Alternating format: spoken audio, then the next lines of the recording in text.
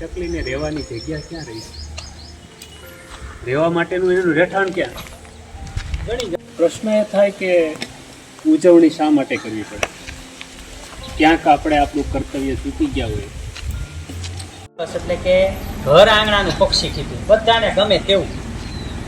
ચકો અને ચકી બે કલરવ કરતું પક્ષી જોઈએ કે આપણે ચકલીની વાત આવે એટલે બધાને મજા આવી જાય. ગુજ કોસ્ટ department of science and technology government of Gujarat દ્વારા આપ બધાનું સ્વાગત છે. ચકલીનું સંવર્ધન જતન સંવર્ધન કરવા માટે આ એક જાગૃતિ કાર્યક્રમ છે.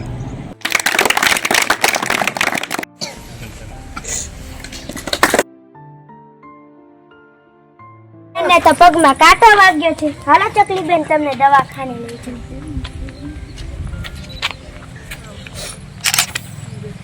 ને કાંટો પગમાં વાગ્યો છે. અરે ચક્કી બેન, કાંટો તો બહુ અંદર વાગ્યો છે, તમારે તો ઓપરેશન આવશે. કાંઈ વાંધો નહીં, તેમને ઓપરેશન કરીને પગમાં કાંટો કાઢી ગયો. ભાઈ જો ચકલી બેન ને ઓપરેશન કરે છે, પગમાં કાંટો વાગ્યો ને એટલે. ચાલો બધે ચાલો ત્યાં જઈ. હાલો એમની હાથું લવો મોરભાઈ દો, અલ્યો આ ચક્કી બેન ની દવા, તેમને ખાટા ફળો ખવડાવજો.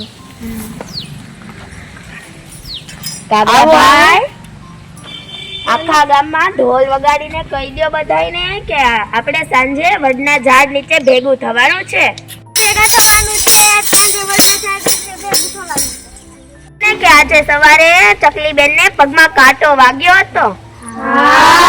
હવે કોઈને પણ કાંટો ના વાગે એટલા માટે આજેથી આપણે એક નિયમ શરૂ કરીશું કે બધાને પગમાં ચપ્પલ પહેરવાના છે. ચાલો આપણે કુકડાભાઈ ત્યાંથી ચપ્પલ લઈ આવીએ.